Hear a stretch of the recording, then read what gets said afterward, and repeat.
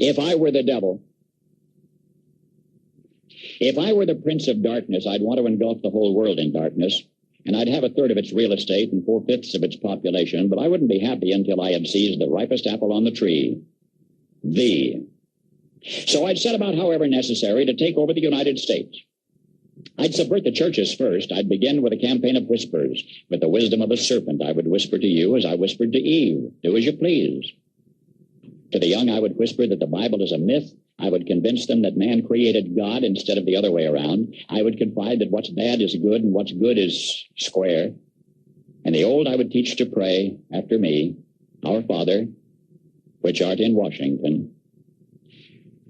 And then I'd get organized. I'd educate authors in how to make lurid literature exciting so that anything else would appear dull and uninteresting. I'd threaten TV with dirtier movies and vice versa. I'd peddle narcotics to whom I could. I'd sell alcohol to ladies and gentlemen of distinction. I'd tranquilize the rest with pills. If I were the devil, I'd soon have families at war with themselves, churches at war with themselves, and nations at war with themselves, until each in its turn was consumed. And with promises of higher ratings, I'd have mesmerizing media fanning the flames. If I were the devil, I would encourage schools to refine young intellects, but neglect to discipline emotions. Just let those run wild. Until before you knew it, you'd have to have drug-sniffing dogs and metal detectors at every schoolhouse door. Within a decade, I'd have prisons overflowing.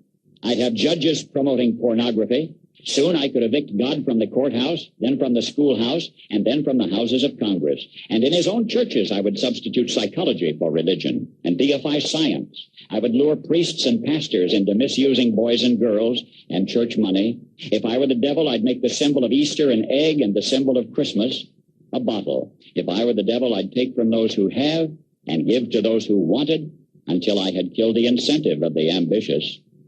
And what'll you bet? I couldn't get whole states to promote gambling as the way to get rich. I would caution against extremes in hard work, in patriotism, in moral conduct. I would convince the young that marriage is old-fashioned, that swinging is more fun, that what you see on TV is the way to be. And thus I could undress you in public, and I could lure you into bed with diseases for which there is no cure. In other words, if I were the devil, I'd just keep right on doing what he's doing.